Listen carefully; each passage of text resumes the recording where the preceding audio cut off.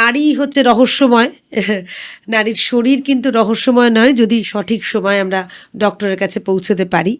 তাই সুব্রতার কাছে লাস্ট একটা সাজেশন চাইবো, এবং সেটা সুব্রতা আমাদের সমস্ত মহিলাদেরই বলবেন যে কি তার পরামর্শ, কিভাবে চলবো, সকল মহিলাকে, যে কোনো বয়সের মহিলার জন্য উপযুক্ত একটা কিছু তার বার্তা থাকুক আমাদের আজকের শেষ লগ্নে এসে আজকের এপিসোডের। সুতরাং সেইটা দিয়ে শেষ করব আজকের এপিসোড। সুব্রতার কাছে কিছু জানতে চাইবো, আমাদের মেয়েদের জন্য আপনার কি পরামর্শ? পরামর্শ মেয়ে ছেলে বলে আলাদা কিছু নয়, সবার জন্যই এক, যে সুস্থ শরীর মেনটেন করার জন্য যেটা দরকার সেটা হচ্ছে good habit, food habit, lifestyle habit, sleep habit, সব কটা হ্যাবিট কিন্তু মেনটেন করতে হবে। আজকালকার যে শরীর খারাপের মেন অসুবিধা সেটা হচ্ছে আমাদের হ্যাবিটটা ডিস্টার্ব, লাইফ সাইকেলটা চেঞ্জ হয়ে গেছে। রাত 2টোর আগে কেউ ঘুমায় না, সকাল 10টার আগে কেউ ঘুম থেকে ওঠে না। তো আমার অ্যাডভাইস হচ্ছে একটা মাঝখানে নিজেকে চিট করো ঠিক আছে, কিন্তু রেগুলার বেসিসে হেলদি ডায়েট, হেলদি লাইফ, কিছু এক্সারসাইজ করা, বিশেষ করে মেয়েদের ক্যালসিয়াম একদম বয়ঃসন্ধিকাল থেকেই এমন ডায়েট কিছু করা উচিত যাতে তার ক্যালসিয়াম লোড ভালো থাকে, কারণ তারই বেশি দরকার। নাম্বার 3 হচ্ছে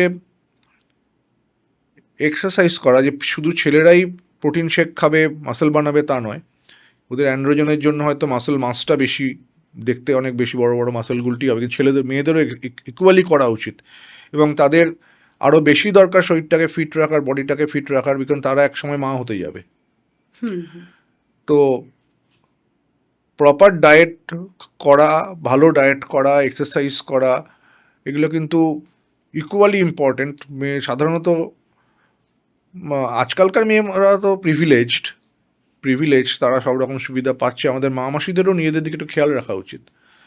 তারা যেন নিজেদের দিকটা খেয়াল রাখে, বা যারা ডেলিভারি হচ্ছে, ডেলিভারির পরে বাচ্চার জন্যই সময়, নিজের জন্য সময় নেই, সেরকম না করে অন্তত আধ ঘন্টা সময় একটু এক্সারসাইজ করা বডির শেপটাকে ফিরিয়ে আনার জন্য, সেগুলো অবশ্যই করা উচিত।